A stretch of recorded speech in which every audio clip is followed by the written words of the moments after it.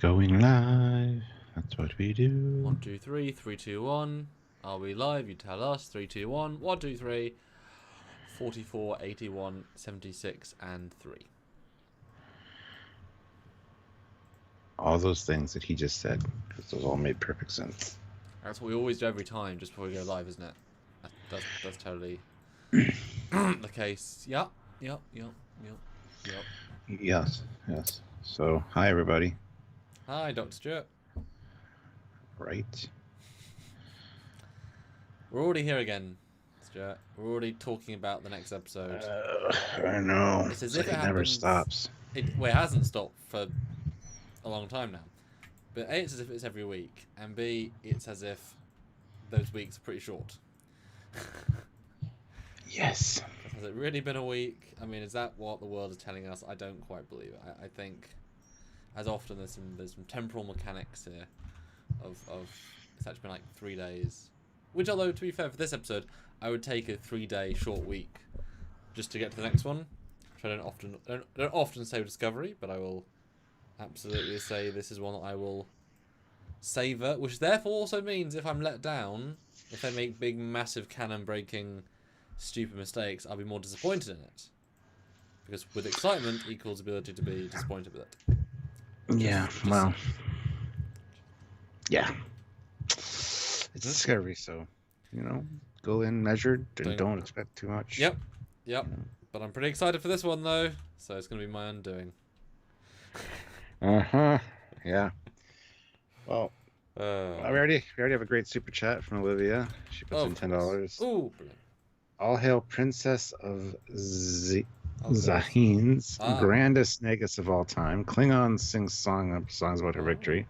Vulcans use her as for examples of logic. All hail Federation President Olivia May Julius. I mean, the word power mad is becoming ever more obvious. Yeah.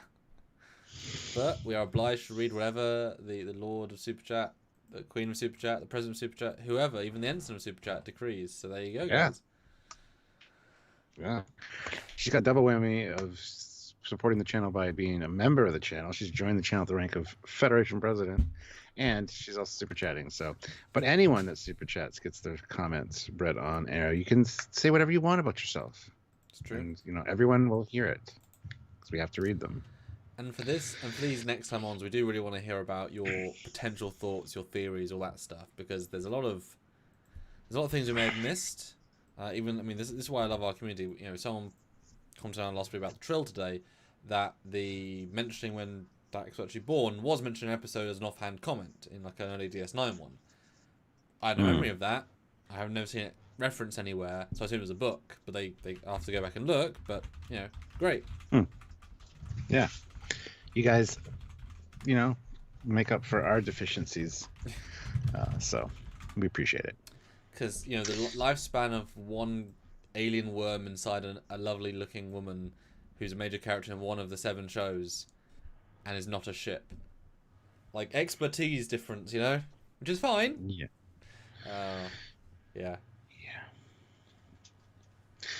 Anyway, so yeah, we're here to do the predictions for tomorrow's episode, or I guess tonight, depending where you are.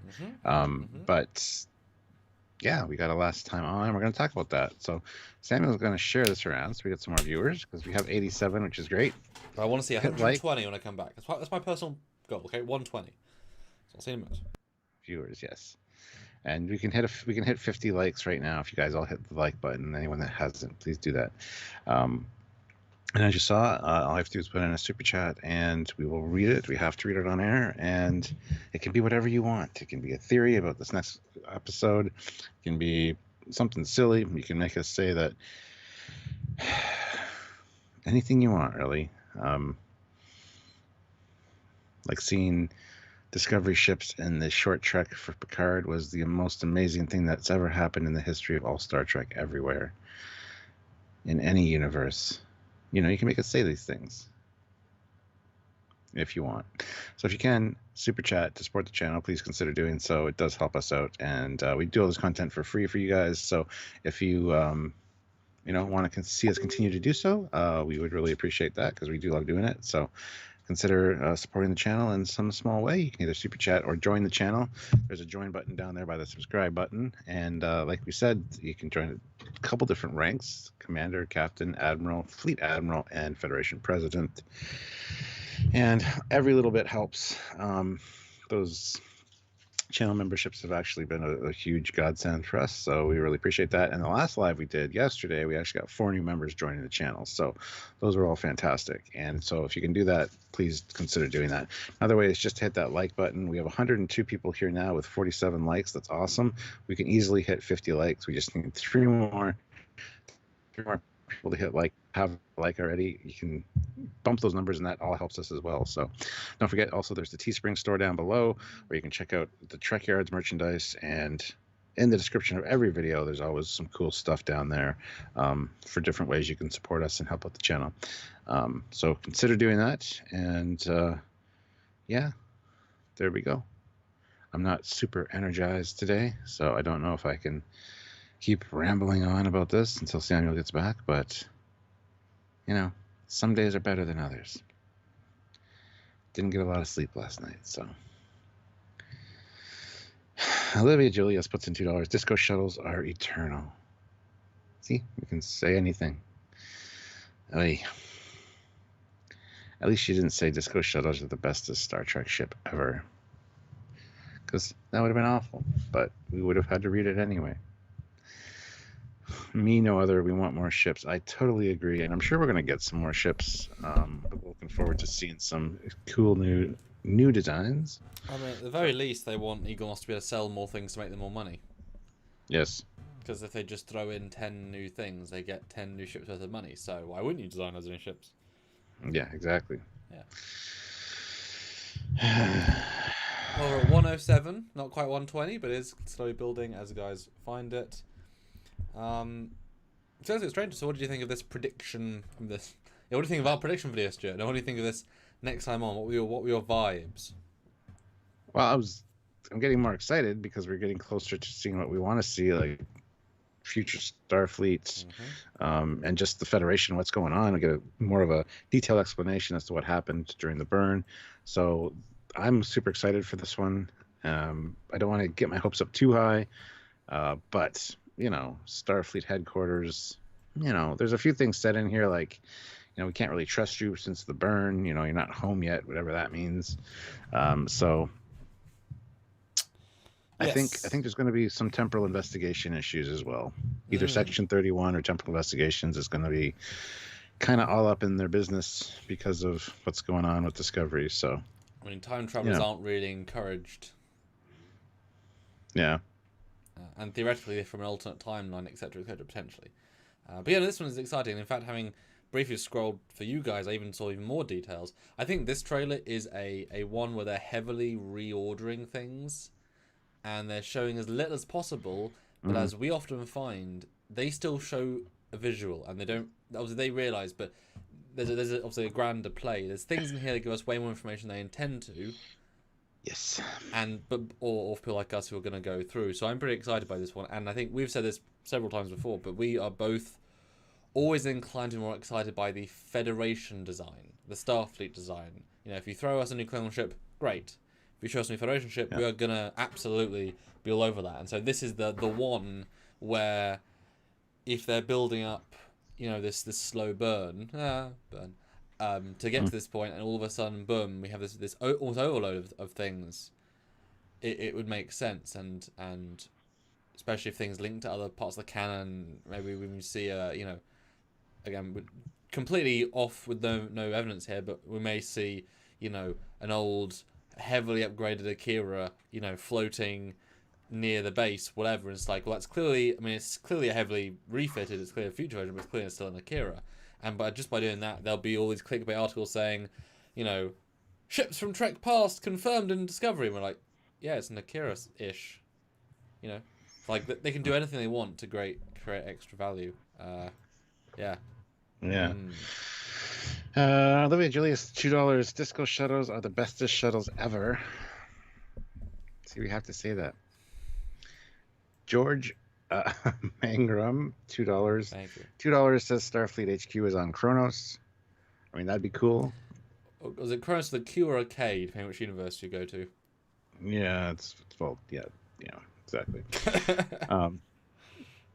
Fleet Plus with back $2, 60 likes. Nice again at 100. Please, no McGee class.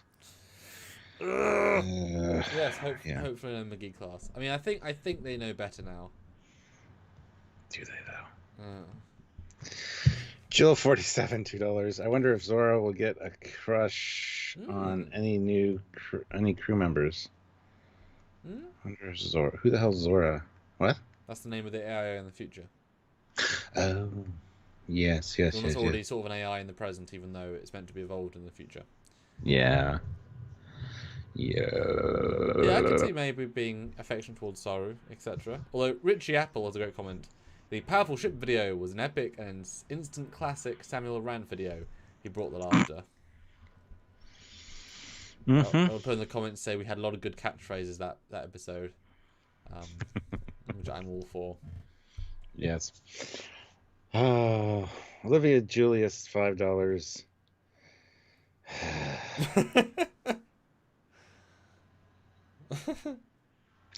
My G class is the best. It's not though, so I will back Stuart's feelings up on that versus what he's being forced to say. We had to say it because we were super chatting. So if you want us to say that we officially endorse there'll be Discovery shuttles in this future, we'll have to say it. You know? Just saying. But Stuart, the first shot we get is, and I'm gonna say what appears because I think this is a heavily out of order trailer. They've reached Starfleet Headquarters, and it's in, around, near, close to, hidden inside, cloaked around, or is in fact a space cloud. Which means it's not on a planet, unless the planet is now inside a space cloud, kind of like the Briar Patch. What do you think? What's your gut? What was your first reaction to this? Because I have like say thoughts. I think this like early warning system, like they show up in the same system where it's supposed to be, and this shows up like something that would scare other ships away. Like you don't want to get close to whatever this is. So I think it's kind of like a early warning kind of defense system. Would be my guess. I don't think it's going to be something hidden in there. I believe that Starfleet will be in orbit of or near a planet, so not necessarily, in the middle of nowhere with a cloud around it. Yeah, my first gut reaction is that, what better place to hide than inside a nebula? That is, look at Year of Hell. They hid inside a nebula to keep from being destroyed, etc. I can imagine that being quite a useful thing. Although obviously, if you're trying to find them, then scan for places that will hide scans. But to double down on what you just said, and I will now go with what you said.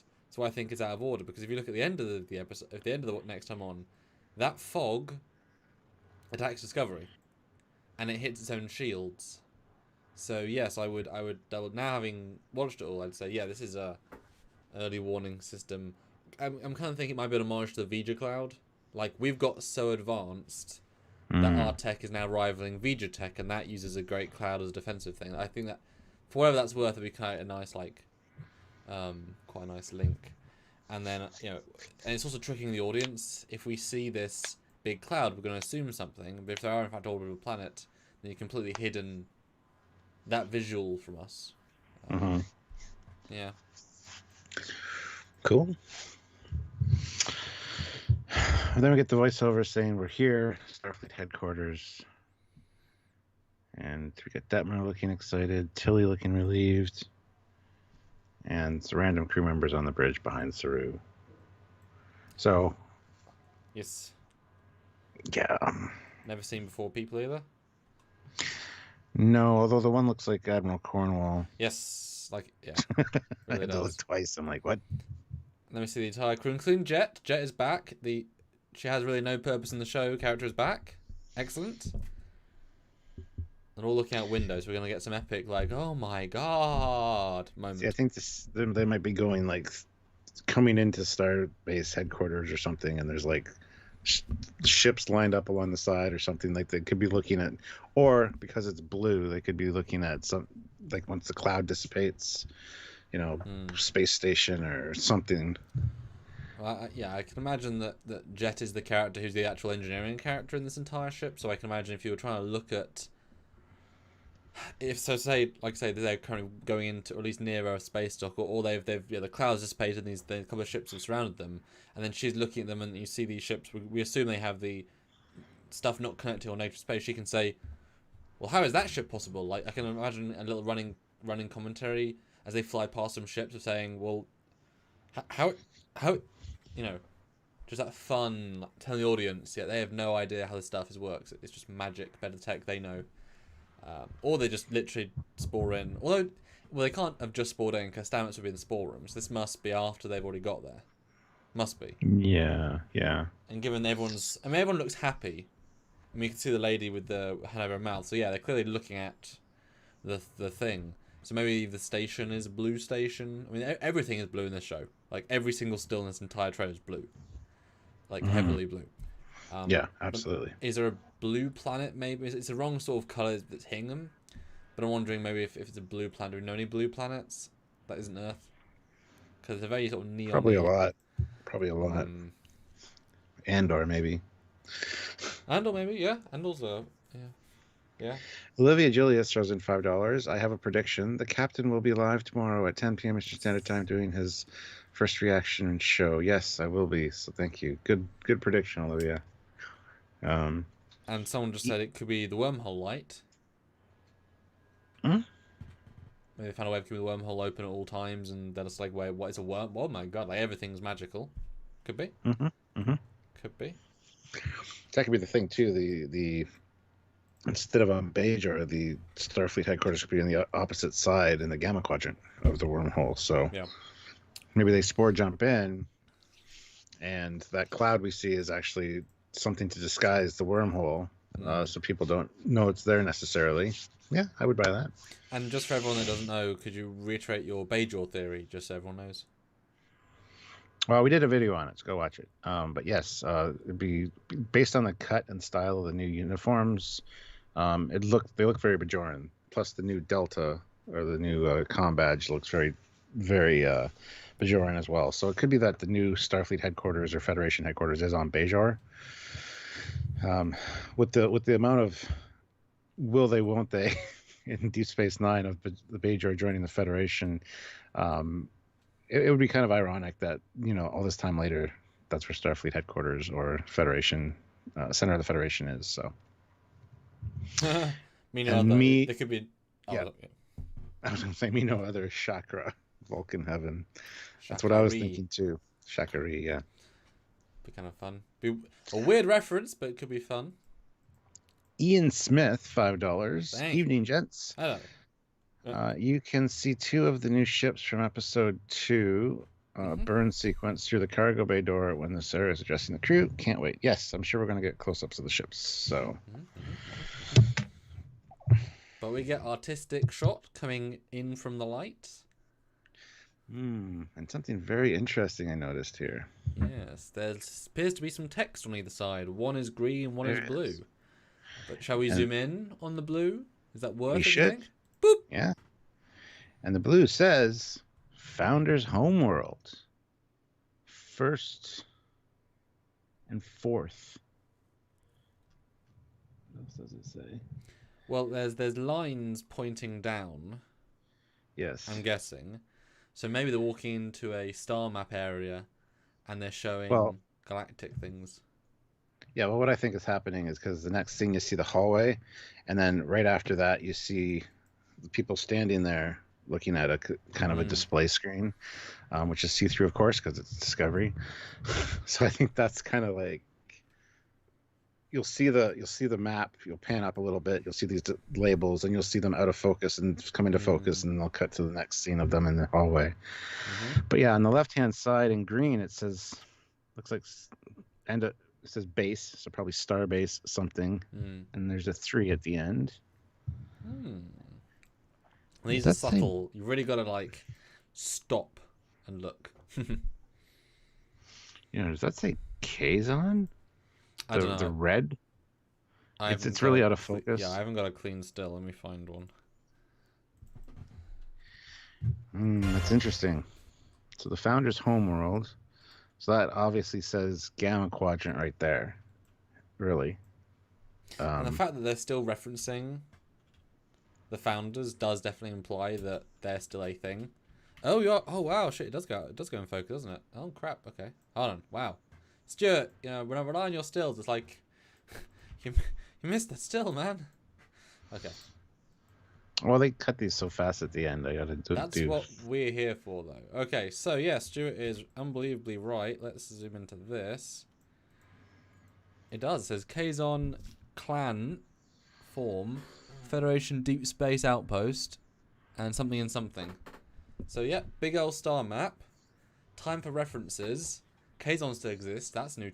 Kazon and Dominion still exist, or at least the founders. So that's pretty important. So it's Delta and Gamma quadrants represented here. So this is a galactic map. Yes. Yep. Interesting. I mean, it would be nice. It'd be sort of anticlimactic in terms of the storytelling, but climactic in terms of fandom. If, as they come in, they are literally blown away by the technology, the scale, the professionalism. This is not that destroyed, lack of anybody, resources sort of situation. They walk in and they explain, oh no, we're still monitoring all the quadrants. Like, our sensors can detect everything. We know that currently on the Competent Homeworld, there's a guy named Pete, and he's picking his nose. But he's a good guy, though. He's a good guy. Pays his taxes. So I can imagine they're still doing all that stuff. But then the question is, why are they not going out to the universe? It's not they can't. They never went away technologically. Why don't they? And that is a more interesting discussion, I think.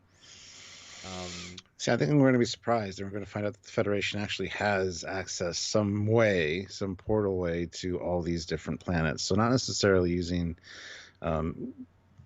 standard faster than light drives, but there's going to be some other way, and they've kind of spread out from just being alpha beta quadrant to maybe galactic force. We did say that. We have called that out.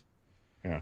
What a good thing, though. And it'd be great if they do zoom in and zoom out, we would get lots of sense. Because we're going to definitely see a Borg reference, a Borg green, Unimatrix 001. Mm-hmm. And it's a great way, unlike Picard, where we have no idea how the state of Romulan Empire is. They never tell us once. But this, we'll get to say, well, the Kazons obviously exist because of this. That's great. We'll get all of this information dump just with holograms. That's great. That's wow. Awesome. Fleet Pass Swiftback, $2. The Dominion, I thought I saw a changeling. Although, we do know the Dominion War was an inside job. It's true. One guy in Lower Deck said, did say that. No, I love this. And changelings weren't real, he said as well. Yeah. No, I love this. This is going to be cool. Now I'm wondering about the FTL thing. I'm wondering they might just have simply got either transwarp or slipstream. We know that Book said not, that resource is really rare, but if they found a way of harnessing it, they can still, or even, it would be kind of fun if they talk about how, the galaxy retired its time ships. We did not retire our time ships, and so you've still got the technology. We just we pinky swore to ourselves, no, don't go through time, but we can see the vortexes. So, the fact the Aeon can go from alpha to gamma quadrant or delta quadrant in 1 second. I mean, you've still got that. That tech hasn't gone anywhere, and it's not reliant on time travel, although it was going through time as well. So it'd be nice if they do say, oh, we can go, which would also be fun, because if their technology, which would obviously be this powerful, is a thing, then Discovery's spore drive becomes redundant as well. Its one big advantage is not the bee's knees. That Starfleet, but then it comes down to, why is Starfleet not going around? They can, they just choose not to, or they have a reason not to, because we're still hoping for hope here. Yeah, I would totally buy that Starfleet's still using time travel against the accords or the law, whatever they want to say. Yeah. Even just for FTL's, technique, because you could argue, I'm going to time travel to the gamma quadrant. I'll appear 1 minute ago. Well, I had to use a time travel device, but it was just a FTL, and that's really hard hitting canon stuff. But and it's going to be interesting though, because now I just noticed from the three of them, the fact that Admiral Toll is going to walk in. How is that dynamic going to be?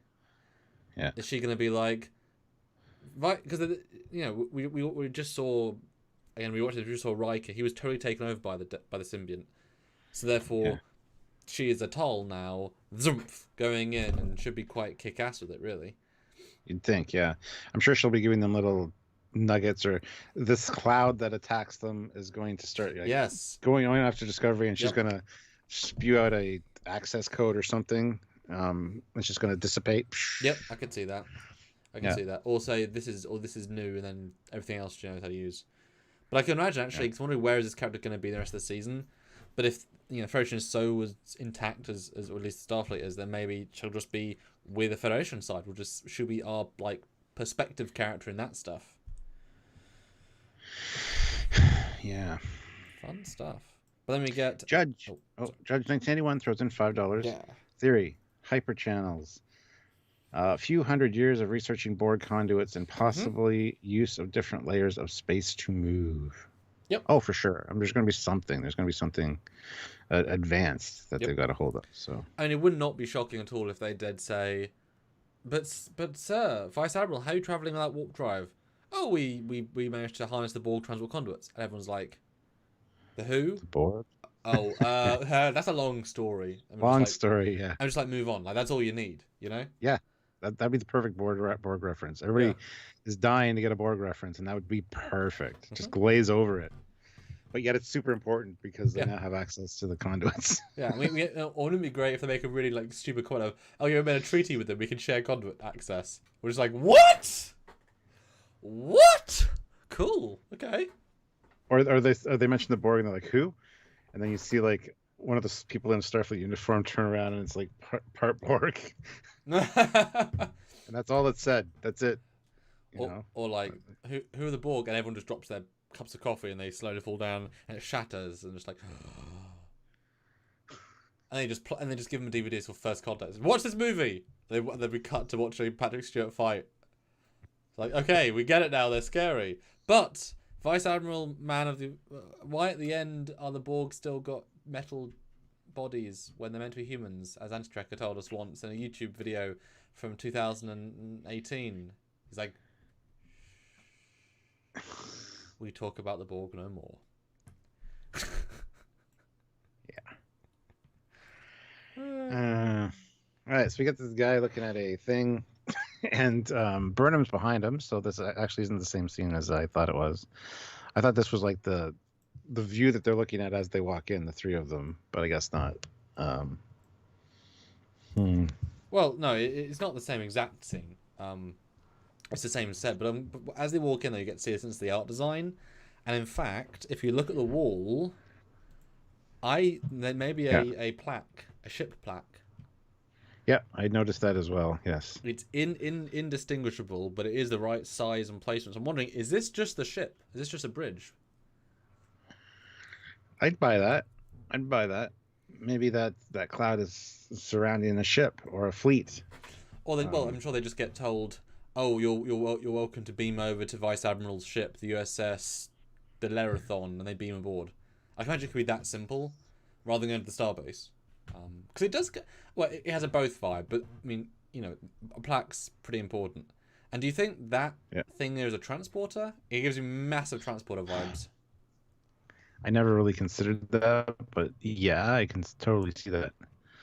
And that's actually behind him in the next. Actually, there's a few of them though. There's a corridor, the transporter thing, another corridor, another transporter thing. Oh yeah, that's true. Yeah. Because maybe they do look like some kind of transporter. I'd buy that. Because maybe you said this back in the TNG days. Why do you even need starships anymore? Maybe these are all hyper long range transporters. In JJ, they were talked about having Scotty developed hyperspace transporter, whatever it was called. So what if they chose, well, we can't have dilithium to fight ships, but we can still send envoys across the universe, and so they walk into the star. Let's say this is a starbase like a CIC, but with a plaque for some reason, and it's just a ring of long range transporters. And that's what the map is. It's all the places they can transport to, which is galaxy wide. Yeah, so we're still out there, but we have to be low key. We have officers on every planet. That's how we knew you were coming. And they got all their ships mothballed, except for like short little runs here and there. because they can't really do much with them. Yeah, or when you need them. Yeah, limited resources, so Yeah. we designed. Yeah, that's cool. Especially since, as someone mentioned, Daniels can time travel and space travel as a person. So they have this tech, no question. But wouldn't that be cool? Just a big room with a big map and transporters everywhere, and they beam into like the conventional transporter room, or just a room so they get the reveal. That could be really cool. I bet you they'll take a Discovery shuttle over. So they're walking from the shuttle bay. They didn't beam in on one of those transporter pads. Yeah. Yeah, I really like that. That's a really cool idea. And then he's looking down at the galaxy, and he's saying, and that maybe they're asking, sir, how many ships have we got? And he's just like, come over here, and then he like zooms up, and you see people. Every planet has somebody, and she's like, but I met nobody. We know. We were waiting to see about you, and I'm sure they'd also know the Discovery came through time instantly. I mean, they still have sensors. It'd be kind of fun if he's basically says, we knew about your time travel suit, we knew about every anomaly, we knew about your presence, we were waiting to see what you were going to do, we knew the Discovery would take a year, they did, and we knew you were going to come here because, it'd be kind of a satisfying scene, because, they should be on top of this, Yeah, Super Coops, do you really believe the makers of Discovery even know who Daniels is? Unlikely. Well... It is, with the track record, but, we're hoping. Look, we know canon. Canon exists either way. Yeah, so... Come on, it exists. And guys, 7 more likes. Come on, we're at 230 people watching. Brilliant. Hope you guys are loving this debate. I certainly am. I want to see at least another 50 Super Chat dollars. New sort of currency, Super Chat dollars. And SC Scout guy says maybe Discovery gives them all of their dilithium and to wake up the mothballed fleet. That'd be cool, because as we kind of pointed out, they said book says you have enough dilithium here to run 2 sectors or whatever, and dilithium usage you think would be greatly reduced with more advanced technology. So it could be that right. the dilithium they have on board could re-energize the fleet essentially. That'd be fun. That'd be fantastic, actually. Actually, that would be groundbreaking, because that would explain why we have this absurd amount of dilithium, because we had to set up a thing later on. Yeah. And they don't need it. They got the spore drive, and if these guys can beam in the galaxy, they don't need the spore tech. They already have it. But dilithium is now more priceless, and they can probably say it's pre-burn dilithium. It's immune, and I'm sure we'll get a moment where they say our scientists have seen, and this is so pure. This is from such long ago that we can use it to synthesize new dilithium and yeah, we can use it to make new ones. Yeah. Yeah. That's great, and that would be such a good setup because it was so stupid. But it's such an instant bit of dialogue. That's cool, and then they can offer it in exchange for being part of the Federation, and then you get this amazing scene where the whole fleet wakes up, and then at some point, Stuart, we should have a threat. We've not had a threat yet. They've just been pottering along. You know what I mean? It's been such a peaceful season so far. At what point is it going to twist and turn? And maybe when the ships are now active, it could change the war. They don't even know what's happening. Very interesting. Soulless Fun says, I got a question. Yep. What if Starfleet caused the burn? That'd be a nice twist. That is actually one of Starfleet's plans to negate FTL drives for most species for some reason, but we don't get that reveal right away. That would be more of a twist, I think, near the end of the season. I said that right from the start. It makes sense. They didn't wittingly destroy it, they unwittingly, and it was an experiment to fix the problem. They said dilithium was running out, so experiment to try and make more or stabilize it, and that in the end messed it up. Well, what if they did it deliberately, though? See, that changes the vibe of it. Yeah. Yeah, no. Well, they might have said, there might be something simple as, we knew there was a new threat coming from the Gamma Quadrant, and the only way we didn't have enough ships, and we didn't have dilithium, the only way we could stop them from taking over the Alpha Quadrant is by destroying all dilithium in their quadrant. Unfortunately, the effect spread everywhere. Because then it's like a selfless way, but destroyed the entire galaxy in essence. Because that's interesting, And then you've still got this threat to deal with that is moot, but we haven't dealt with them for 100 years, and now they have now we know their ships are starting to come, but via other means. That could be really interesting, And it's a great way of having this big force that is, these are all really good ideas. Yeah. Judge, 1981, $5. Theory number 2. Transportation distance was limited by signal degradation, possibly found a way to maintain pattern integrity. that would take power. Mm-hmm. Maybe that's why they went to the location they went, because they've got some sort of special power source there. Mm-hmm. Could be as simple as that. But 2 other quick comments. Mr. Pete's channel says, doesn't using the mycelial network damage it? No. In Season 1, it was being damaged because evil Stamets was killing it. In Season 2, it was dead Kolber in it damaging it. When both things were stopped, the mycelial network was fine, and it healed. So, no, there are 0 repercussions for either Stamets or the network for travelling at Spore Jump technology. None at all. And other comment was... About the spores? Oh, yeah, no. Hezra says, I just want to know why the Federation is hiding out being shady. We don't know that yet. We have no information that could be the case, so let's not assume they're dodgy yet. We have no evidence to say they are. And Solus Fun said, I got a question. Mm-hmm. No, not that one. Sorry. Me, no other. They have to find or grow spores. That was a thing that created the planet that had all the spores. I have a feeling that's never going to be mentioned again. Nope. They're just going to have spores that they need for jumping. Mm-hmm. They're not going to explain how or why. Mm-hmm. We're not going to see the interior spore caverns that are in the ship either. It's just not going to happen again. It's just one of those things that they're going to forget about, unfortunately. That's my call on that. But yeah, no, 100%. They'll be ignoring it for sure. I don't think we're going to get suddenly, we got spore drive technology, la la la. I think that's too much of a Discovery saved us all. I like dilithium more. That's a much smarter idea. Yeah. Warrender Technical Solutions, £2, Dang. 100 likes. Ooh. Thanks for the support and visit Fleetyards. Yes, Fleetyards over on Facebook is like the Trekyards sister site. We talk about all sci-fi over there, and Ian does a great job of keeping that up and running and giving new content. So. FleetPaw Swiftback, $3. Madar 100. Let's hit 150. Hashtag make FleetPaw pay. We have 222 people watching, which is fantastic. Everybody, make sure you're subscribed and make sure you hit that like button. If you haven't hit like yet, we can get those likes up to at least 150. Come on, we can hit 200 probably, but let's hit 150. Let's aim for 150. And Devereaux says you have to genetically modify a person to navigate the network. Yes, but it's completely null effects. So it's easy. Yeah. Really easy, and I'm sure there'll be many volunteers. Well, Jill 47 asked if there's any chance we'll hear about the tardigrades again. Probably not. I think that's going to fall in the same realm as the spores. It's kind of like won't be mentioned again. It's just a Season 1 thing. Yeah.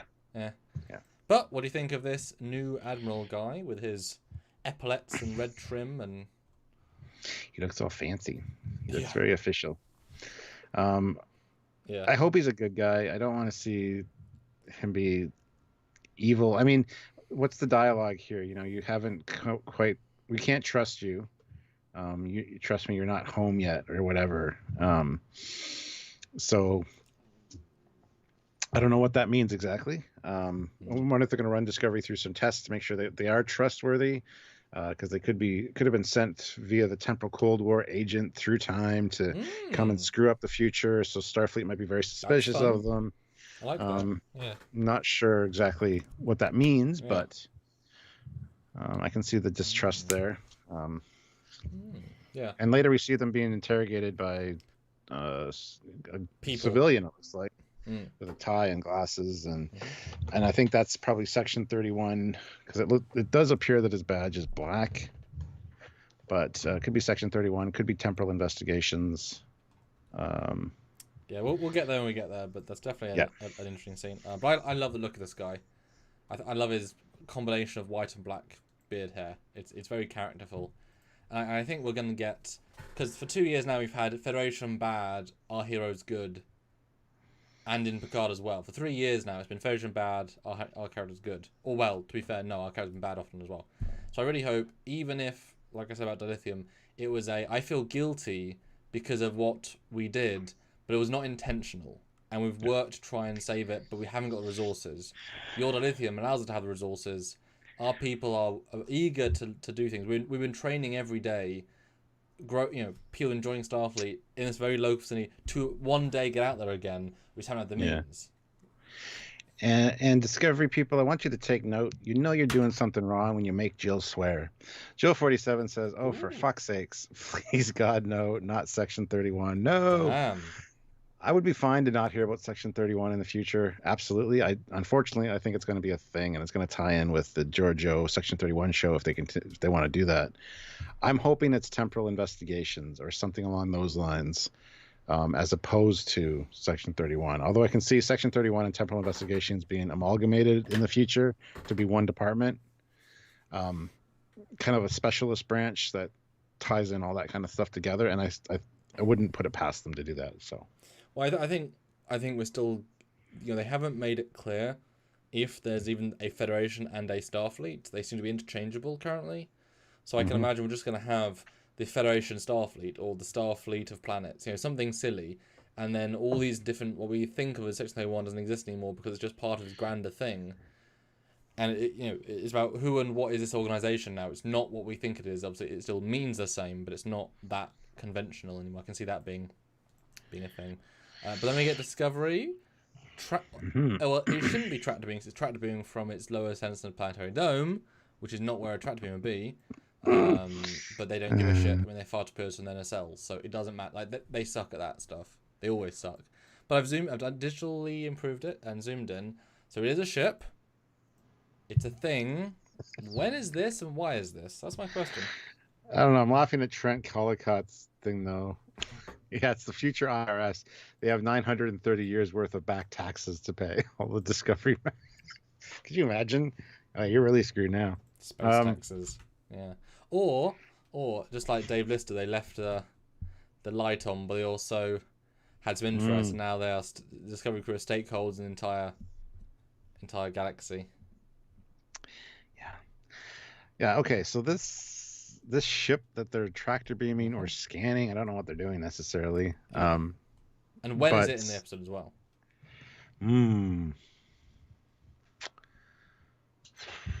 My guess is this is going to be near the beginning. They spore jump into where the coordinates, the math says that the new Starfleet is supposed to be. There's nothing there.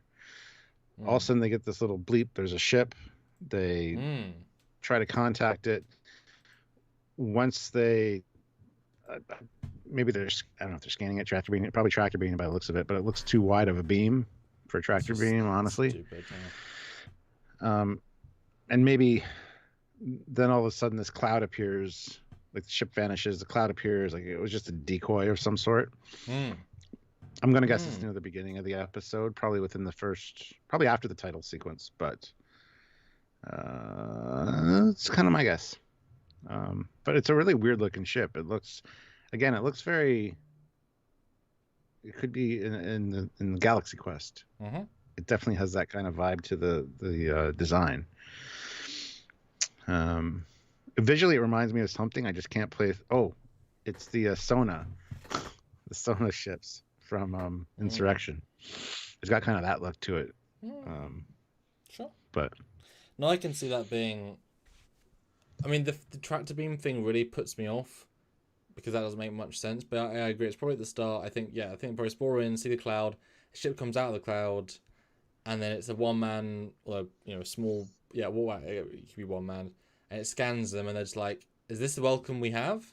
And then it charges weapons, and they're like, "Well, how do we can't fight them because you're right. They assume they're temporal people that are messed up, and so these tractor beam anti thingy and sort of disable it via clever science, and then the thing goes vlam, whatever the big, but it's or maybe it, like I said later on, they send Discovery, which is the only ship that can spore drive. Maybe they literally are told to spore jump to the Gamma Quadrant and pick up a ship they lost, and this is a wreckage of a ship or a long since lost. It looks like it fit in the hangar probably, and then they bring it back and they're like, "Oh my wow, you just brought back."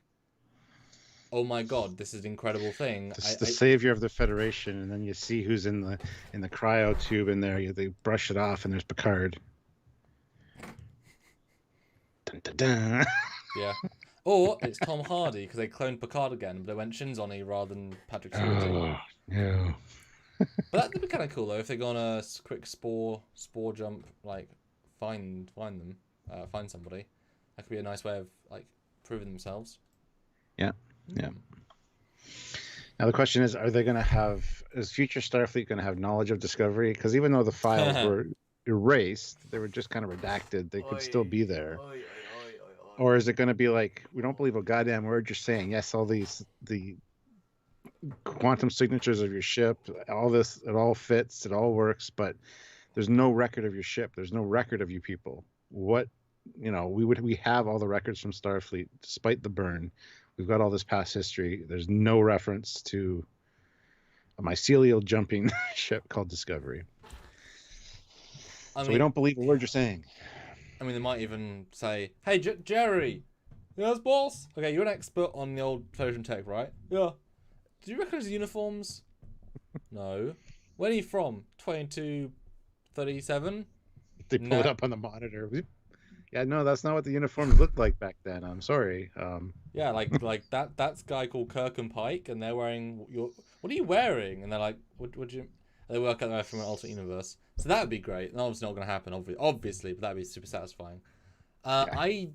I would much prefer them to not know Discovery, because to keep the essence of Discovery's never mentioned again, neither is the tech. Like, you can't have Voyager and the Discovery exist in the same timeline, because Federation would tell Voyager once they learned about them, about the spore jump technology, just in case it worked. End of discussion. Yes. It's a drive that worked flawlessly, that you can easily replicate, etc., etc. There's nothing on Voyager that can spin. I mean, the nacelles articulate. That's the closest we can get. So they couldn't implement that tech. They need a spinny saucer part. But do you remember why it spins? Because it looks cool. Do you remember why it spins technically? No. It's how they vent the excess energy. Okay. So you wouldn't need to spin if you were 200 years more advanced.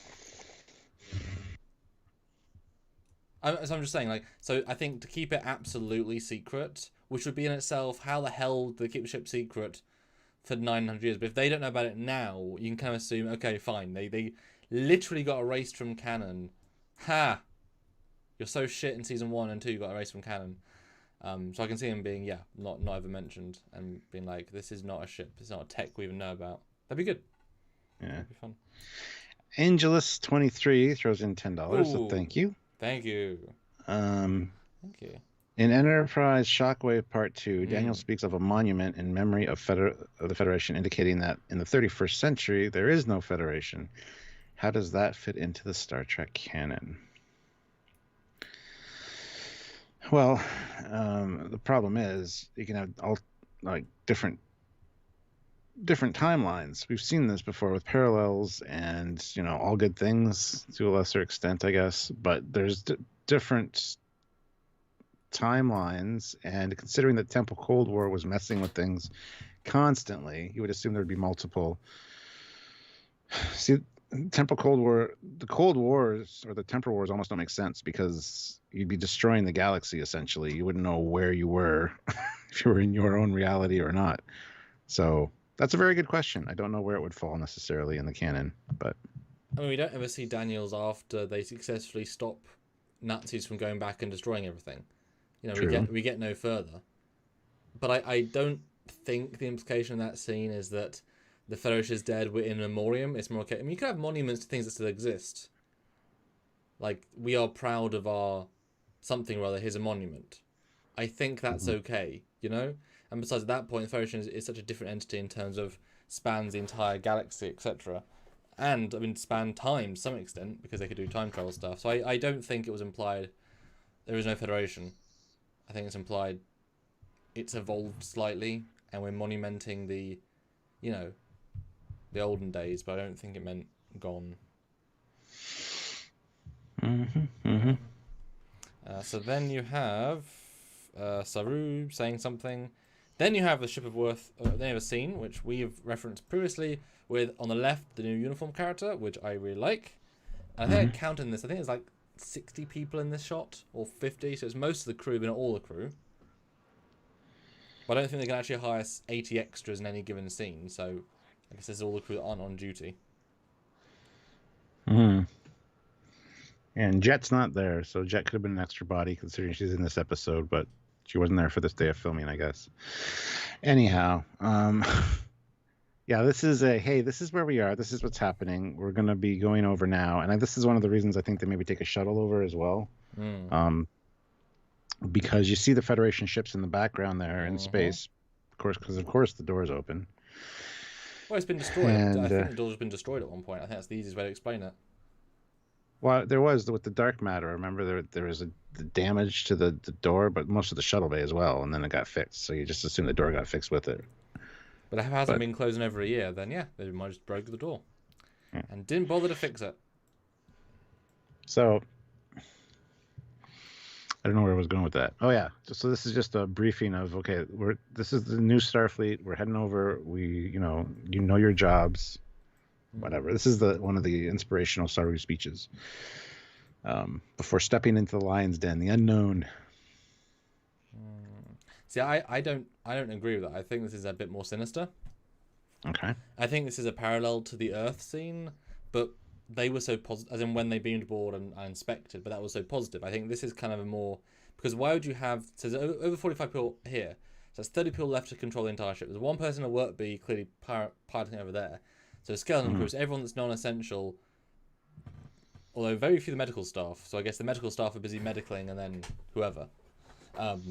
I think what's happening is that the Earth says, right, we're going to inspect the ship, and we insist your crew go into the, we insist the skeleton crew to show us the ropes, and everyone needs to go to the shuttle bay. This is not a request, and then that's why there's an officer literally standing there who doesn't look negative, but clearly like watching them, kind of like we had in Orville when the Kalons got onto the shuttle bay, or in the episode of when the Kazon like throw them into a shuttle bay, same thing. I think we're just going to get, and everyone's kind of looks a bit worried, but not like that worried. It's a thing in the case of, but we just went through an inspection. Yeah, that was the Earth Force. This is the Federation. They just said we need to stay here and stay calm, and then I think we're going to get that vibe.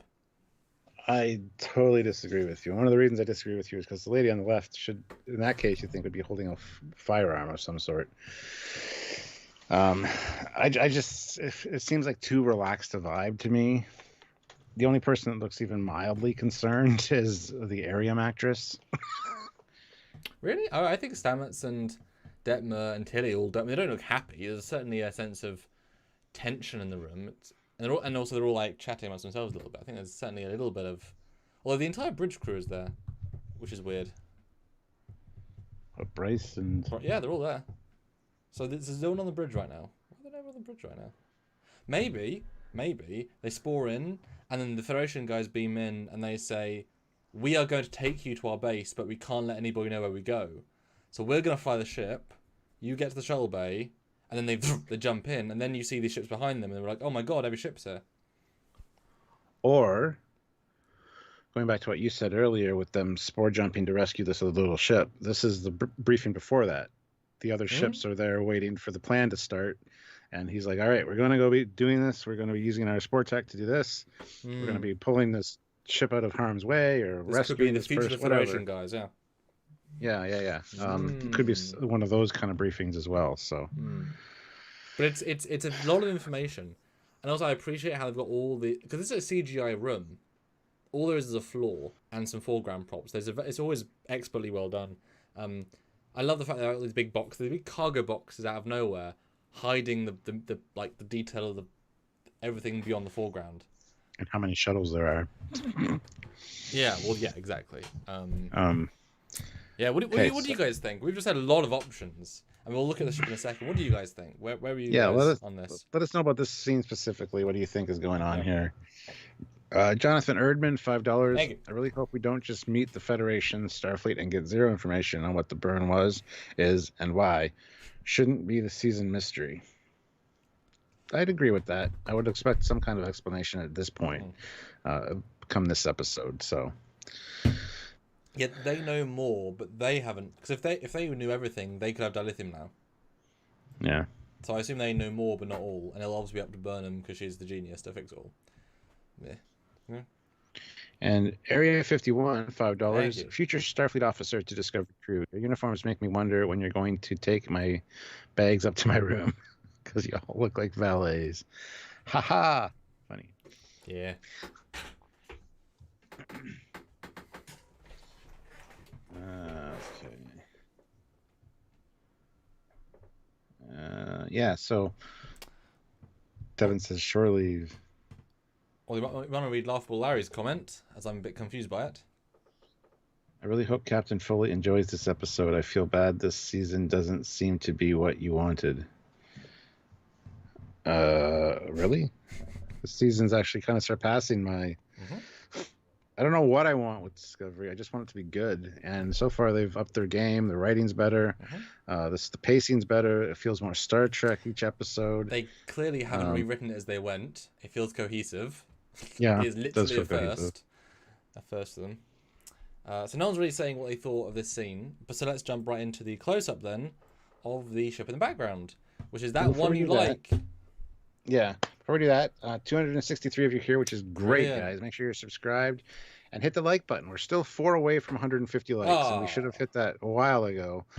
So if you can get us up to 175 likes, would be fantastic, and some more super chats would also be great. Putting your 50, thoughts, really, so 55s. Putting your thoughts, your theories. I mean, we're going to have a lot to talk about after this episode, I think. We're going to learn a lot about Starfleet. We're going to have a lot of breakdown videos. We're going to have other ships. Hopefully, we get to see in more detail. So this is hopefully building up to something really good. So we're looking forward to your thoughts, what you speculate is going to happen, because you could look back 3 years from now and go, look, I made a comment right there before that video came out, and I was right, or whatever. So you can be like, I was right. Yeah. Just saying. So the ship, what do you think? This is our next best view. You have to wait for the live on, but it isn't live. Yeah, I see it. I don't know. It's a cool design. I do like the glowing blue ring around the saucer, and like I said, this one feels very much like an Andor class from FASA, which I really like that design. So I hope it holds up, and I hope we can get to see more detail and views of it, because I kind of like it. It looks like a key. It looks like a futuristic key of some sort, or a weapon. What's that weapon? What game is that from? Halo? Yes. The blade weapon? Yep.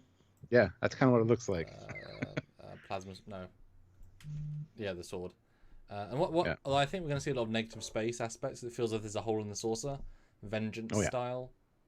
And it looks also very small and thin. Like, it'd be kind of nice if these things are actually really small. Like, it'd be kind of bigger on the inside. Maybe. We saw that in the Enterprise, the future ship. Remember? It was the size of a shuttle. Oh, that was shit, we did, yeah. Yeah. Damn it, that's true. Yeah, there you go, canon. Wouldn't it be funny if they're all just flying Discovery shuttles to meet them, and they're all just like starships on the inside? Yeah. They're all the La Serena set. It's like, what? What is this? Why is this? Guys, have you run out of money? Yes, we have. Well, okay then.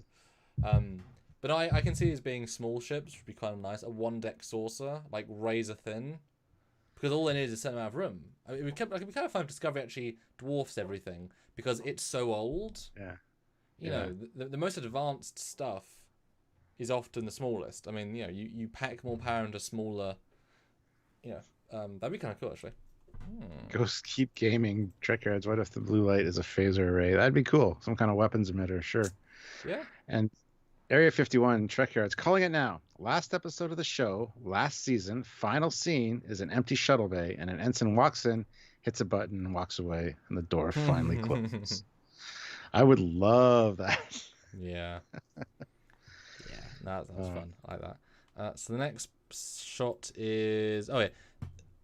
Well, the team seem to be possibly looking up. So I wonder if maybe there's a person there to talk to the crew with Stamets and or even just Admiral Toll. Like, they bring a hologram and they just show they give the briefing to our characters, and then we cut to them doing the briefing to everybody. And everyone's like, wait, what? You're telling me the Federation is down to 4 ships? It's like, yep. Maybe. Yeah. Yeah, I assume he's looking at some kind of hologram or something behind Burnham and Saru there. Yeah. Again, either a talking head detailing what's going on, or some kind of map, again, outlining the mission that they're going to be going on, and how crazy it is. Because Stamets, look on Stamets, You want me to jump to the Gamma Quadrant? I've never. Do we have star charts for? I guess we do now. Well, for the Gamma the Quadrant. thing is, they did jump to Gamma Quadrant to Terracium. They did that once. Was that in the Gamma Quadrant? Mm-hmm.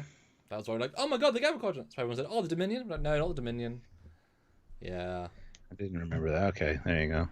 Because they found the beacon like all the way. We're like, oh my god, that's really cool. Then we've got a great shot of the dude. Just good looking uniform, very crisp. And in fact, in this view, the lines on the jacket give me kind of first contact uniform vibes with the extra texture. And then you've got. Oh yeah. Then you've got the scene that you talked about, in which we've got.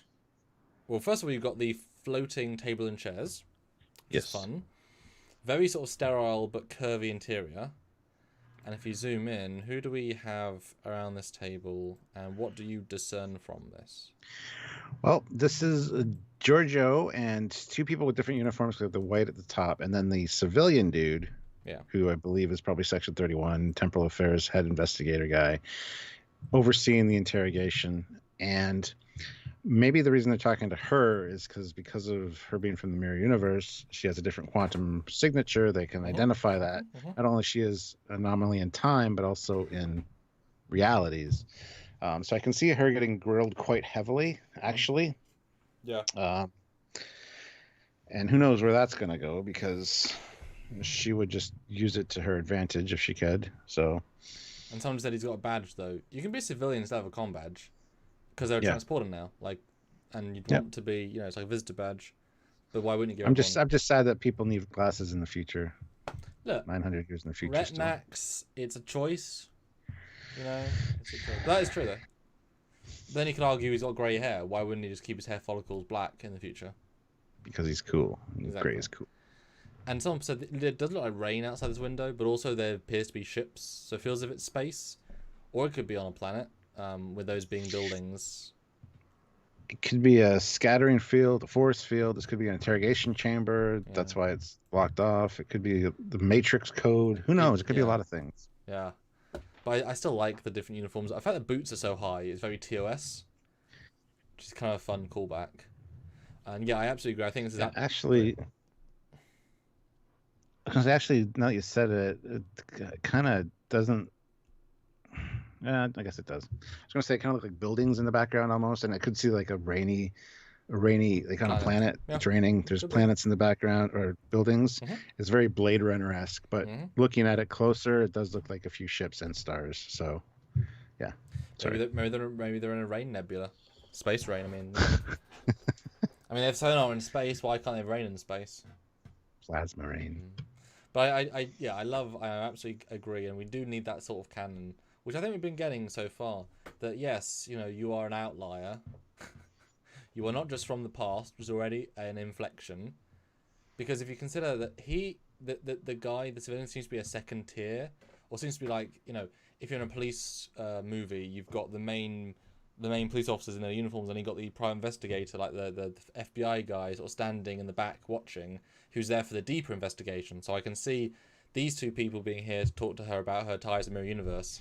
And then he's there for the temporal stuff, but it's their investigation first because she's a specialist. That'd be quite fun because I can imagine actually timelines and all. I can imagine that they worked, as in Starfleet worked out how to get to the universe years ago, and they're going to be like, so according to our records, you're actually Empress Giorgio of this era, the most tyrannical. And she's like, oh, you know of me? Yes, you disappeared. And you just disappeared. Exactly, and we never worked out why, because Discovery got classified. I can see that being quite a fun, and we can take you back to my universe because of course we can. And she's like, that could go badly for Discovery because it's like, are they your aliases? Are they also ruthless and willing to kill? Did they save you for their own gain? Like, what's going on? But yeah, I think it's gonna be a really fun scene, and it's a good scene to let her play. Well, I mean, I am, and then they just pull up a light. She's like, oh, a sudden light change. I can't take it. You are from the reverse. We have one test. It's a bright light test. You failed, Giorgio. You failed. That means Gizmo, the Mogwai from Gremlins, is from your universe too. Because Yes. whenever there's a light, it's bright white light. Sorry. But also, Mark Lawrence, $5. Oh, and last thing, but also she's not in the stuff uniform anymore, so I think That's there's true. not gonna be any bullshit there.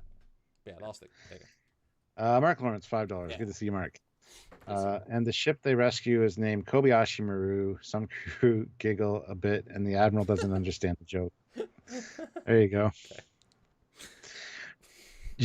Judge, 1981, $5. Question to Captain and Commander. How would you handle sailors from 11th century suddenly showing up on your ship? Your take on it. I'd show them all our impressive, cool shit and go, don't you wish that you could have this stuff? Look at the magic we yield. Don't you wish your ship was as hot as mine? Don't you?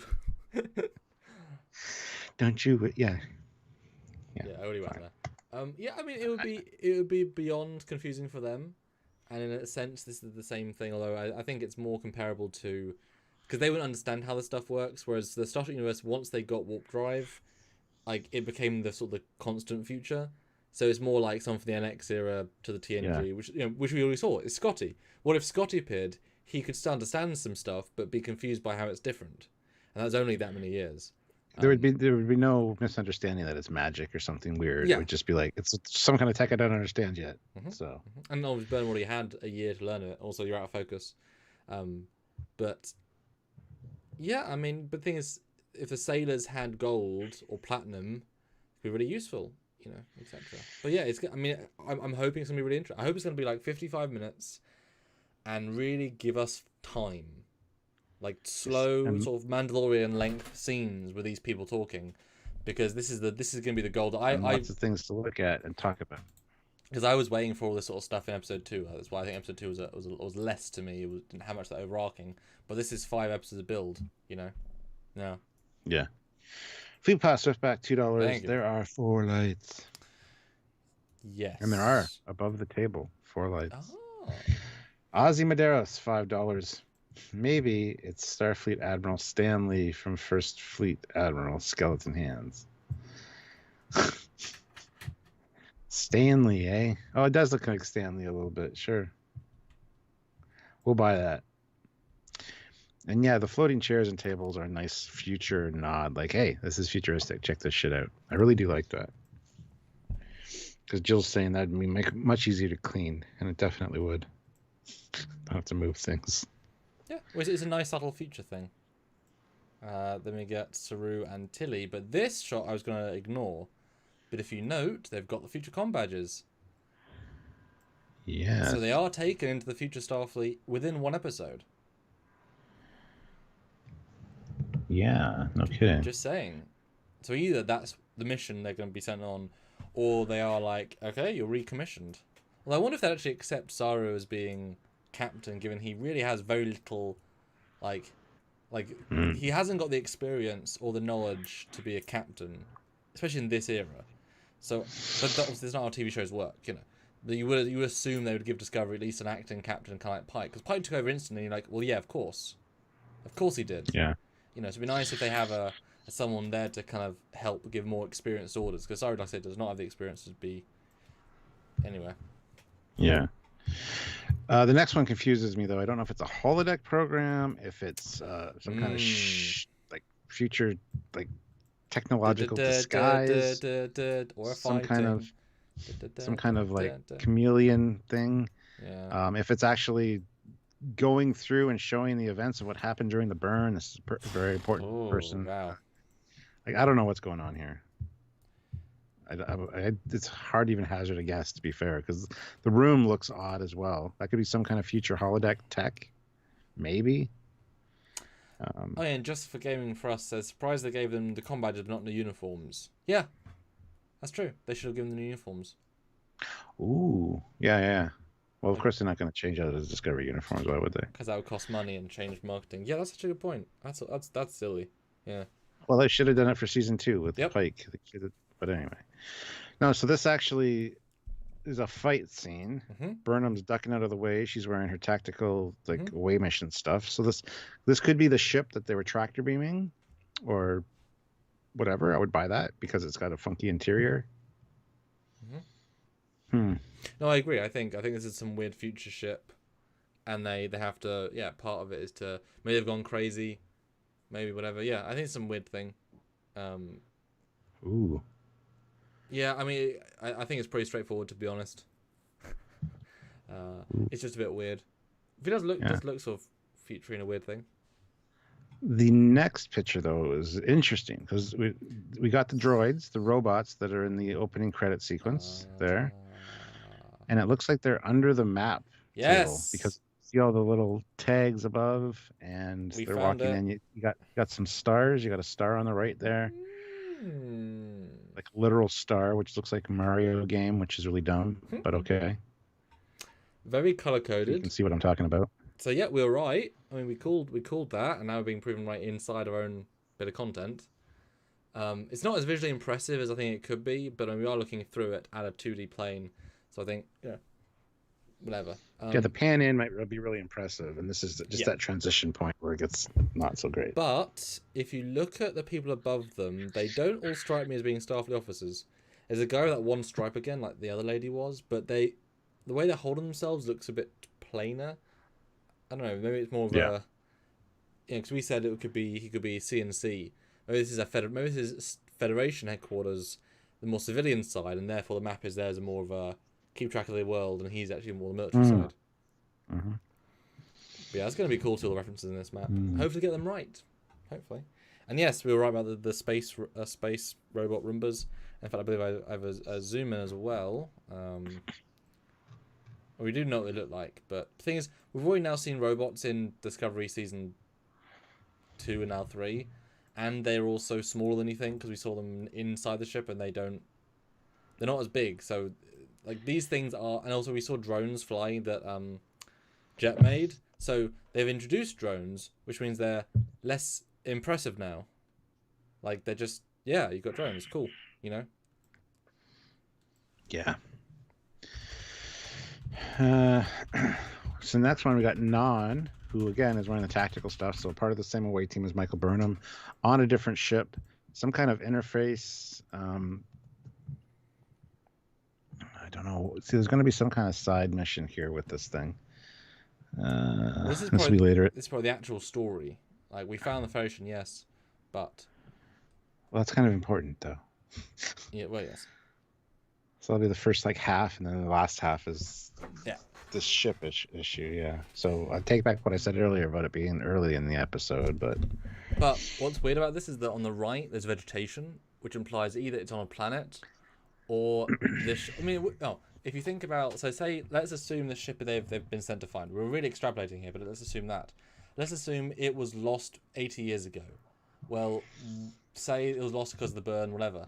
Well, there's one guy aboard that has a botany degree, and he managed to grow plants. Plants with the oxygen, they would survive. And so the ship is a set, which was a ship, they put then all this greenery on it, because that's how they're still living. And they've been on board, and once, 70 years of living on a small ship with, can make them go a bit crazy. And this is obviously a hologrammatical look in either to the brig, or as a record, maybe, like a past record, maybe the captain's log before he went crazy. Mm-hmm. But it's definitely a dude. Oh. Yeah, it does look like a dude, and in a second we're going to see an alien guy on a bio bed, which looks like it might be the same species as on the screen there. It's hard to say. Really hard to say, yeah. Or I would say similar uniform, given how grey it looks. Although, again, these holograms just look like Picard, so why are they using old tech? Just looks like Picard tech. Nothing impressive there at all. And the picture in between the alien pictures is on the bridge. It looks like this is going to be when they first find Starfleet. Saru's smiling, Burnham's smiling. So it's just a reaction shot to, ooh, look at the fanciness. Yeah, it's a good day for them. I'm just going to see if I can find a still this alien so we can get a better, closer look. Find in focus still. So a lot of this is trying to actually capture the in focus, the most in focus. Oh, actually, hold on. Remember that shot with the people talking to Giorgio? Yeah. It's not rain. It's moving like plasma up and down the window. It's not rain. It's like little tubes. So like a force field or something. More like tubes. They're going. Bloop, bloop, bloop. So something way more abstract. Oh, and also there's a guy on the top ring with a yellow stripe. So maybe that'll be one of the uniform variants. The bright color could be a stripe. I mean, it looks a little bit odd, but yeah, could be. Yep. Not against that. Okay, the alien looks pretty interesting. But it's not really a particularly good-looking alien. And then you have this guy who somebody said is somebody. Like, wow, this guy's in this show. That's really weird. So I have no idea. Do you guys know who this actor is? A named person? I think it might be a science fiction or author or something that I remember hearing. I don't know. Ooh. Which I'd buy. It looks like an old science fiction author. Yeah, you're right, Stuart. Yeah, I flipped it.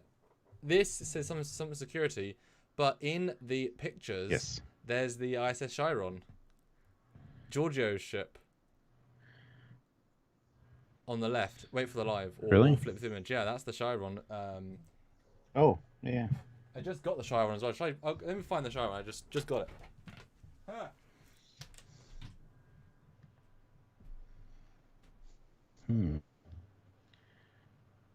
That's actually very interesting. Well, yes, it does say security. So, temporal security, Section 31. I'm not sure. Just Federation security, Starfleet security. Could be a number of different things, but yeah, I can definitely see the ship there. This episode is sponsored by the Eagle Moss collection with the the Chiron, the ISS Chiron. Should have been a Doomsday Machine, but it wasn't. Fleet Pass Swiftback $5. What if the ones with the stripes are enlisted and the other ones are officers, kind of like Drain Wrath of Khan era? I'd buy that. Yeah. Okay, so you've got this shape. Yup. Yes, you do. It's the same. Now the back's different, but it's also being cut off. And that is absolutely the Chiron. Yeah. So yeah, they know exactly who she is and what ship she is. Well, I could see them also having like brain scanning technology. Like David Cronenberg. So. Who's that? Really? Who's Dave Cronenberg? Science fiction author. Oh, okay, cool. Like very famous science fiction author. What's he written? What's the most famous thing? Let's see here. Let's go to his Wikipedia.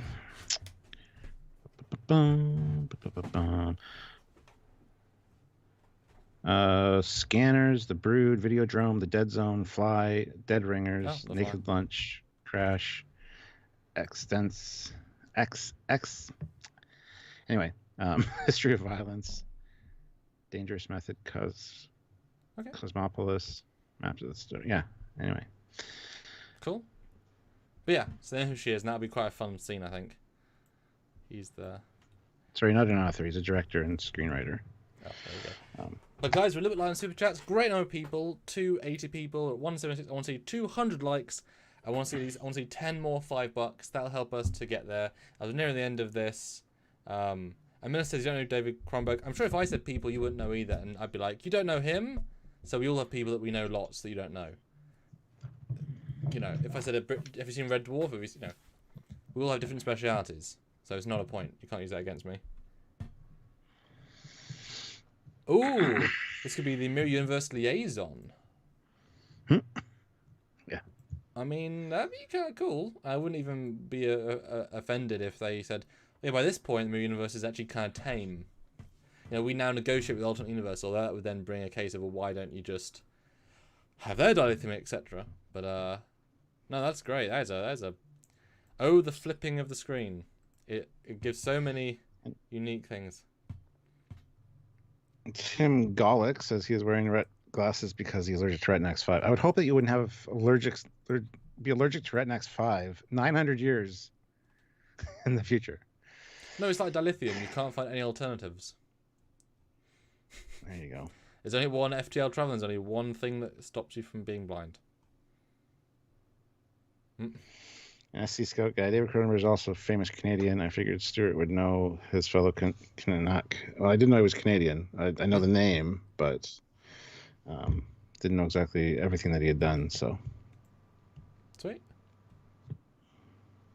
But then you got the end of it, which fires the wave, and I think that's absolutely them getting hit by a defensive wave, and then Burnham saying something or other, and that's the end of the teaser. Woof. That was jam-packed, guys. That was jam-packed. Yeah, definitely lots to break down there, and hopefully we got some of it right. Hopefully. Guys, are you excited? Let us know as you give us our 14 likes and you know, count on this fast super chat. I'd like to see another 50. Yeah. Yeah, we almost have 300 people here, but not even 200 likes yet, guys. 14 more likes if we can. If we can get a few super chats, that'd be awesome as well, just to close out. But I'm really excited for this one. I'm sure we're gonna have a lot to discuss, a lot of breakdown videos coming out next week based on this. Hopefully some ships, some tech, some Starfleet stuff. We're gonna have a lot to talk about, so I'm excited to dig into this one. And even just to then do a follow-up on our first look about the uniforms, I'm sure they're not necessarily going to give us, you know, what these uniforms are, why would they say that in the show. Although maybe in Ready Room or if they're still doing that, I haven't been keeping track of those. Or if some online material, it'd be kind of funny if like the costume designer would suddenly release a graphic saying, look, here are the 5 uniform variants in Discovery in this future. Would be pretty cool. Definitely want to see that stuff. And yeah, ships. You know, I'm sure Ben Eaglemoss already has them and can speak to their coolness or not. Yeah. Because they're definitely going to get some this season. And no, I'm thinking I've got high hopes. I know I do. But yeah, maybe we'll see. I'm hopeful. Olivia Julius, $1. She's got the last super chat slot right now. We need 2 more likes, guys. Let's get to 200. Now it says 3 more likes. I don't know about that, but you can only hit the like button once. Unfortunately, I wish you could hit it more. Yeah, I want to say like jump. Everyone click like. Let's get 220. We need another 24 people hitting like. There's with 260 of you here. I'm sure that there's somebody who hasn't hit like yet. So please hit the like button. If it is not blue, you did not do. You know the routine. And I'm wondering also if like also in the comments or in the chat now, guys. We're gonna know tomorrow or whichever Friday, whichever. Are the Federation is the Starfleet going to be presented as goodies or baddies? In the grand scheme, tell us right now, goodies or baddies. They're going to be overall good guys, as we've seen sort of the season sort of represent, or doing some secret shady stuff. Give us a goodie or baddie in the chat right now. I want to see and likes. In Toltec Spring, I agree with you. Jill 47 throws in $1 with a winky face, which means she has scooped the last super chat slot. Ooh. So good job, Jill. Oh no, Jeff screwed that up. $2. 200 sweet. Trekyards is the best. Hashtag make Jeff pay. We have 206 likes now, and all I asked for was 220, I believe. So 14 more likes, guys. Little thumbs up button. You know what it looks like. Hit it. Yeah. Fleetpaw Swiftback throws in $3. 202. Let's get to Captain's Mark. Hashtag make Fleetpaw pay. Yes, we want those likes. We need them. We need them. Thanos, Geronimos. Bad guys or anti-heroes at least. I'd say more anti-heroes. I think it's going to be much more of a gray zone for them. As we know with Starfleet, a lot of time there is that gray zone because what's right is not always what's easy and vice versa. Or convenient. And I think, and I think based on what's happened, I could see it definitely being, there's no real answer to whether they're good or bad. They're doing what they need to do, so. I mean, I guess as long as they mean well, but it's always in those films where the heroes like a rom-com or a TV show where one of the characters chooses not to tell the other character about something because it'll hurt them and just try and protect them, and we're always played. There's always representatives when they finally find out. It's like, I was just trying to protect you, and they're like, fuck you, basically. But it's like, yeah, but so you can never not tell someone to protect them. You know, depends on what the narrative calls for, but, you know, is there a point where, you can not tell someone to protect them? You know, so it ends just by the means mentality, but, you know, if enough lives are at stake, it's like the Baku. You know, I did literally a whole dissertation at university on that and how the Federation were just wrong. You know, just flat out wrong. You know, the guy, it's not the guy that plays the mummy that's in this. It's the guy that's, the order of whatever. Magi. Yeah. Very, very good in those films.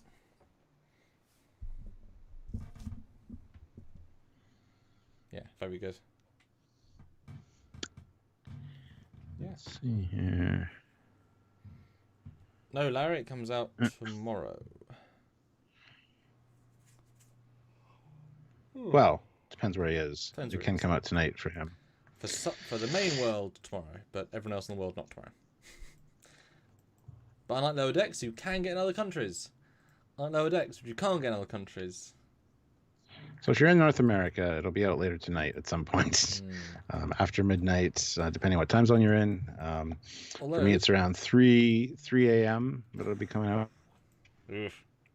Although, speaking of Lower Decks, Stuart, just want to quickly pimp a thing that happened recently. Oh yeah, I tweeted Mike McMahon saying, "Hey, would you like to come on Trekyards again and talk about season 1?" He said, "Absolutely, but I got to finish with season 2. I'm busy right now." Essentially, is what he said. But it was nice to get a shout back. So yeah, which is fair enough. You go, Mr. McMahon. Yeah. You keep making that good show. Please do, please do.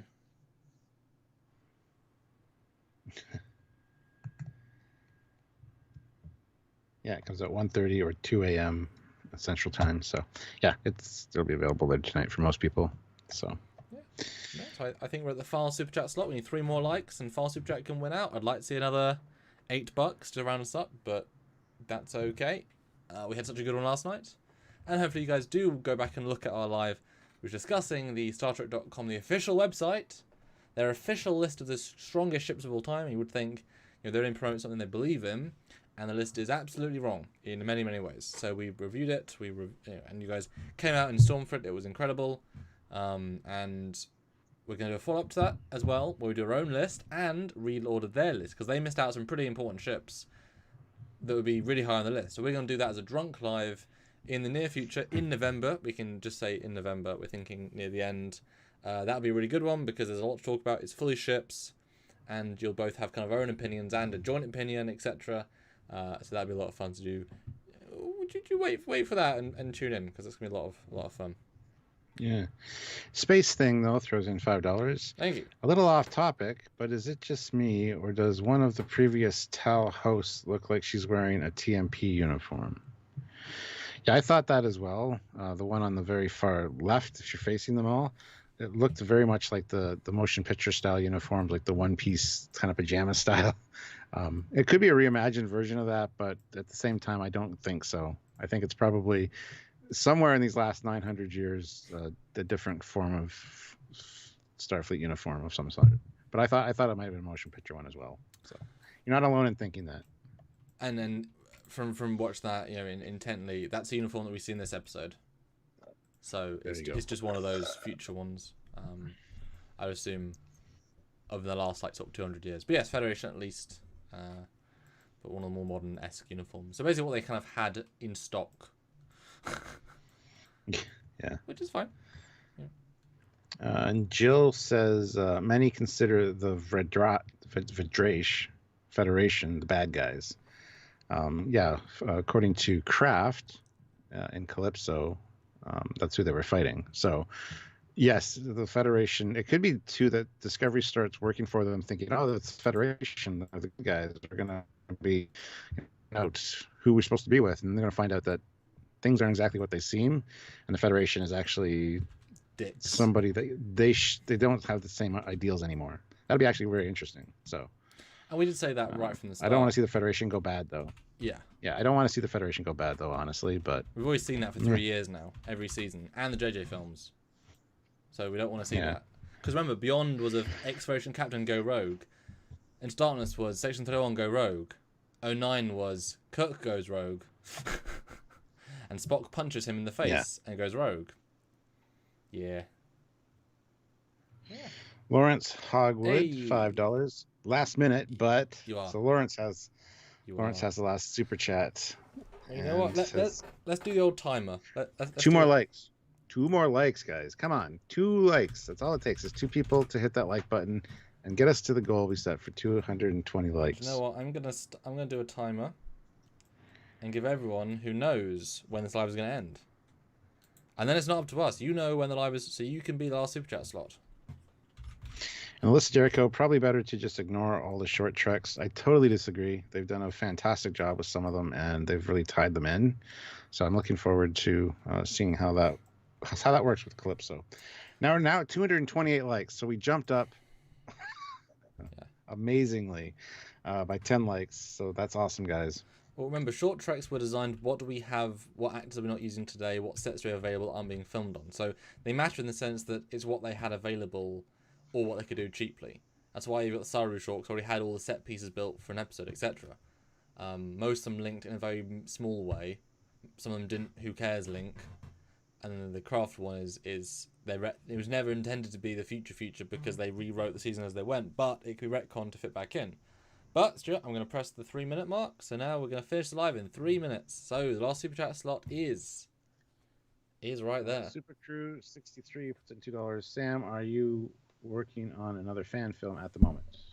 Yes, I'm working on 2 for people, Romulan War and the next Avalon. I was about to tell you what it's called, but I'm not going to. The next Avalon episode, which will be out before the end of this year. And my own fan film called A Long Way From Home, which the trailer just came out, over 2,000 views. It's a post-TNG film. In fact, I'm editing that, trying to finish it earlier this year, just because then I can be done with it. I want to prove it can be done quick, and then I'm hoping to do something next year that you guys can get involved with if you want to see more post-TNG, well-made fan content, which I really hope you do. Hopefully you guys can help me out. And we love ships, and do you know how I'm probably going to include ships? Well, I probably am. And Stuart may or may not be involved. Who knows? And other fan films may or may not be involved. I may or may not be a mecca of fan films. Who knows? Who knows? The point is, don't ask about fan films when we're wrapping up a live because he goes on and on. Well, there's a timer though, Stuart. We got 1 minute. I know. Fleetpaw Swiftback. That's why I got to get to the super chat, so I'm waiting. That's true. Fleetpaw Swiftback, $2, 228. Y'all rock. Ozzy throws in $5. Hi, Admiral from First Fleet Admiral Skeleton Hands. Yes. Okie dokie. And Space Thing now is the last super chat slot with $5. Maybe the events of Calypso mean that we're going to see a new USS Discovery to replace the self-aware one, NCC 1031A or something. I totally disagree, but that'd be interesting, I guess. Yeah. So yeah, Space Thing is now the last super chat slot. And Techno, email trekyards@hotmail.co.uk for clarity as to what you're offering. But audio is definitely my weakest thing. Always has been, always will be. Because you can't be good at everything. That's okay. But I do definitely want to see Discovery be refitted, because it can't survive this era without it. So I definitely want to see them be refitted with shorter nacelles and different paint job and different weapons, and it can't go through this universe being as outdated as it is. It can't be, And we saw how future Janeway brought back technology, and instantly refitted it and it looked better, as in it did better things.